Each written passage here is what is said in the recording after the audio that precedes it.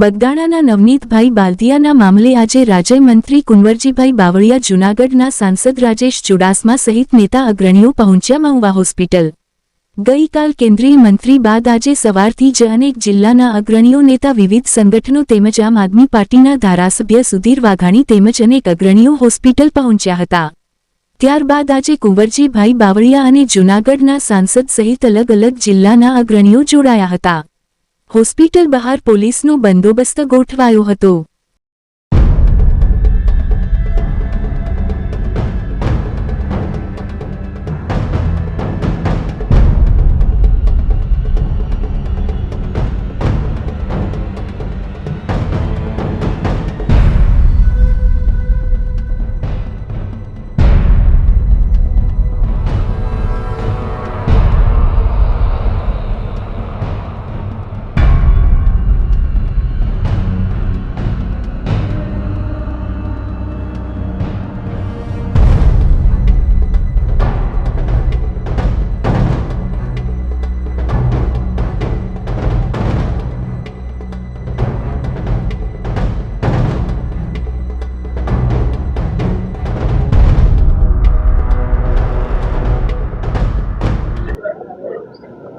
જે બગદાણા ખાતે જે નવનીતભાઈ બાલદિયા વર્ષોથી સમાજ સેવક તરીકે, મંદિરની સેવા તરીકે, જાહેર જીવનમાં અને એક સેવક તરીકે વર્ષોથી કામ કરી રહ્યા છે એવા ભાઈ શ્રી નવનીતભાઈ બાલદિયા પર જે અમાનવી રીતે માર મારીને જે ઘટના ઘટી છે એ ખૂબ દુઃખદ બાબત છે. એમની અહીંયા હોસ્પિટલમાં દાખલ કર્યા પછી એ વખતે જે પ્રથમ તો એમના કહેવા મુજબ ફરિયાદ પણ થોડી મોડી લેવાની, ફરિયાદ લેવાયા પછી પણ જે રીતે તોહમતદારોને સમયસર ધરપકડ કરવી જોઈએ, પગલાં લેવા જોઈએ, એમાં પણ ખૂબ પોલીસ તરફથી વિલંબ થયો. એની સાથે દાખલ થયા પછી જે નામ અપાણા એ પૈકીના તોહમતદારોને ધરપકડ પણ કરવામાં આવી છે, એને રિમાન્ડ પણ માગવામાં આવ્યા છે, પગલાં લેવાના છે અને ફરી વખત નિવેદન પણ ફરિયાદીનું નવનીતભાઈનું લેવાનું છે.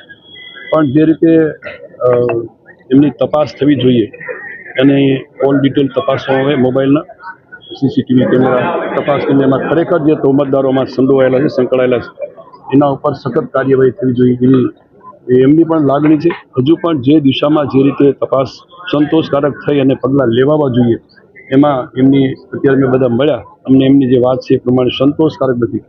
હજી તોહમતદારના જે રીતે મોબાઈલ, કોલ ડિટેલ આ બધું તપાસ્યા પછી જે કાર્યવાહી થવી જોઈએ એ સંતોષકારક પોલીસ તરફથી કોઈ કાર્યવાહી હજુ પણ થતી નથી. અમે સોમવારે અમારા સમાજના સૌ સન્માનીય સાંસદ અને ધારાસભ્યો અને સમાજના વરિષ્ઠ આગેવાનો બધા સાથે સોમવારે માનનીય મુખ્યમંત્રી સાહેબને પણ આ બાબતે આ જે બનાવ છે એના અનુસંધાને રૂબરૂ મળીને વાત કરવાના છીએ અને જે તોહમતદારોમાં સંડોવાયેલા હોય એના ઉપર કાયદાની મર્યાદાઓ સાથે સખત કાર્યવાહી થવા માટેની અમે માંગણી પણ અમારા સમાજના અમે સૌ આગેવાનો કરી રહ્યા છીએ. કોઈ પણ સમાજની અંદર તમામ લોકો સમાજના કોઈ ખરાબ નથી હોતા, એમાંથી કોઈ અસામાજિક જે તત્વો હોય એની કોઈ નાત જાત હોતી નથી.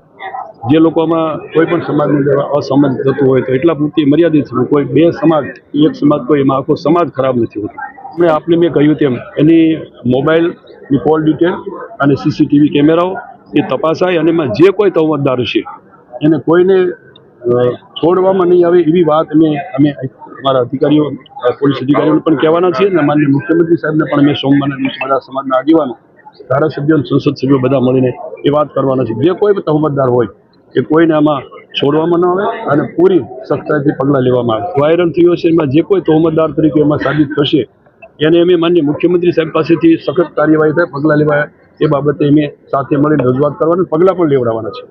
પ્રસંગ ત્યાં મિટિંગ હતી અમારી શ્રમ રોજગાર વિભાગની અને એ મિટિંગમાં અમે ખાસ કરીને જે મચ્છીમારો છે અને મત્સ્ય ઉદ્યોગને લઈને અમારી બેની સંકલનની મિટિંગ હતી કે મત્સ્ય ઉદ્યોગના જે કામ કરી રહેલા મચ્છીમારો છે એને શ્રમિક તરીકે ગણીને એને કઈ રીતે અમે અમારા વિભાગમાંથી કાર્ડ આપીને લાભ અપાવી શકાય. મત્સ્ય ઉદ્યોગ છે એ જીતુભાઈ પાસે અને શ્રમિક વિભાગ છે મારી પાસે. અમે બંને ત્યાં મિટિંગમાં બેઠા હતા. મીટિંગ પૂરી થઈ ત્યાં માયાભાઈ આવી ગયા અને એક સાધુ પણ એમની સંત પણ એમની સાથે હતા. એટલે એ બધા જોગાનો જોગ ત્યાં આ મિટિંગમાં ભેગા થયા. એની સાથે કોઈ લેવા દેવા આ બનાવની કાંઈ લાગે વળગે. અને આ બનાવની ત્યારે મને જાણ પણ નહોતી, અમને એમ બેમાંથી કઈ જાણ નહોતી. એટલે આ બાબતે કોઈ લાગે કોઈ પ્રકારની નહીં, ફક્ત ચા પાણી પીને છૂટા પડ્યા.